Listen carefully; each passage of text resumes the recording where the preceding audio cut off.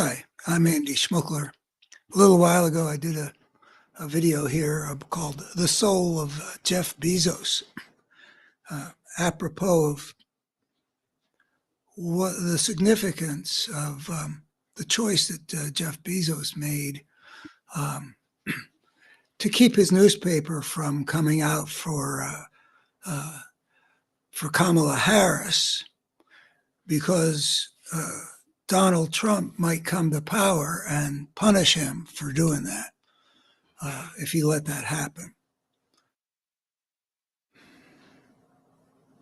And I thought about the line from the Bible, which I think is one of its most profound. What does it profit a man if he gain the whole world but lose his soul? Now, use of the word soul there feels right to me. I can't think of another word that would capture something as well and as aptly as the word soul does. But at the same time, I don't believe in a soul in the in a way of something detached from the body, something exists even when the body is dead. I don't. I see no reason to believe anything like that. Yet, I wouldn't want to deny that that line about "but lose his soul" captures some meaning. It's something there.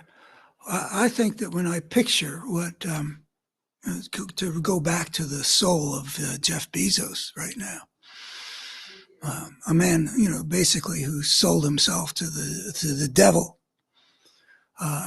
by allowing himself to be intimidated by a man who is poised to trample on all our rights. So if he does come to power, we have a battle to fight to protect ourselves against a guy who wants to be a dictator. And it certainly isn't defending democracy against fascism to fail to do what you can to support the forces of democracy against the ugliness that this fascist would-be dictator represents. An American president who's, I think, breaking new ground here, well, by intimidating the press with the idea that he would abuse his presidential powers and punish him, which he already gave evidence of doing when he was president before, toward Bezos' own company. So he has a reason to be afraid about he might have to pay a cost, that he probably would have to pay a cost if Trump were to win.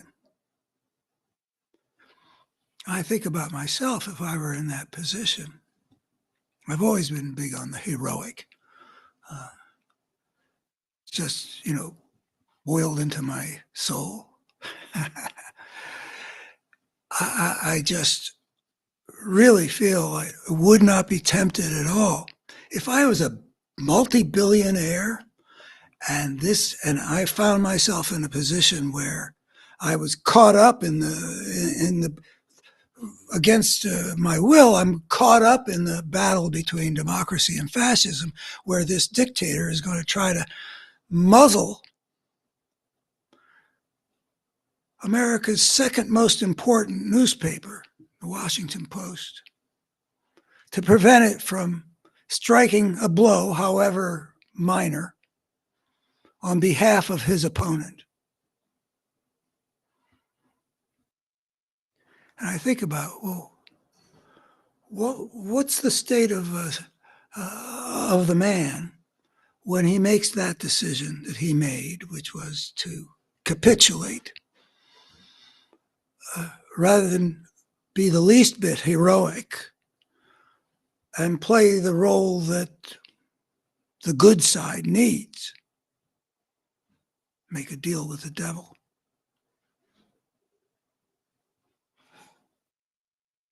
think he has put himself in a position with respect to an evil force that is not good for the soul. His businesses might be worth more millions or billions or whatever if he did what a guy with an important newspaper should do in a situation like this. Everything that they said in 2016 and 2020 about the Trump's unfitness is even more true now. I put myself in that frame where I'm so concerned about protecting sort of what's mine that I'm willing to sell out the good. And then I think about sort of the feeling of that, and then there's a feeling of what happens when somebody decides they're going to play a heroic role. Somebody who forgoes gaining the whole world because instead of losing his soul, he lets his soul dictate his course. And the soul is something I think. There's a feeling about being in right alignment with things. Being connected with the meaning of things. Being in the heart and being in the emotions. And being in the sense of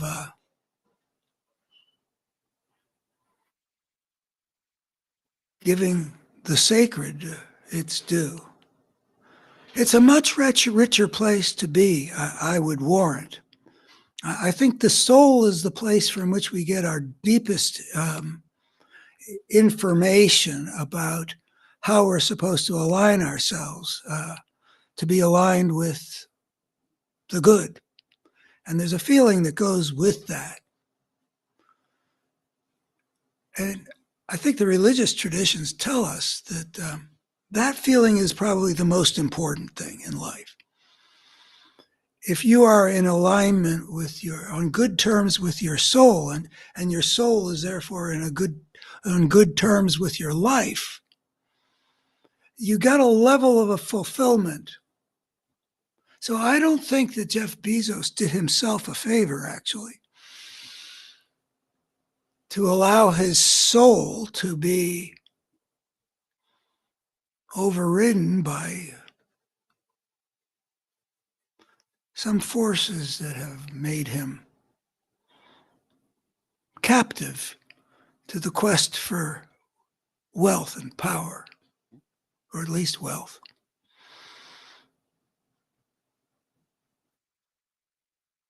The soul, just using Bezos as an example, I feel for the guy in some ways. I wonder if he even knew that people were going to notice what a craven thing he'd done. Or is he completely taken by surprise? Did he think he could do this sort of under the radar?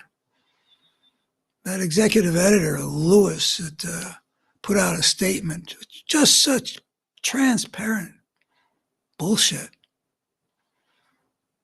Did they really think anybody was going to buy that? Is there nothing better you can do? Well, I guess when you sold democracy out and aligned yourself with fascism, you sold your soul. I think we all have something in us that is either in alignment or out of alignment with our way of operating in the world, or the way the world and we interact. But I think there's always a level at which we're looking for the engagement of the part that aligns well with what's life-serving and fulfillment-giving, which of course are in alignment because that's what evolution does.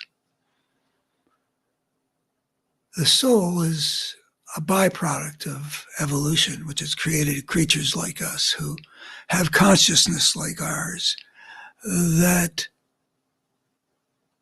have built into us a kind of a dimension or a constellation or a complex of elements that are worth identifying and calling the soul, I think. Thank you. Check my other things out at abetterhumanstory.org, where I try to present an integrated picture of the human story and the forces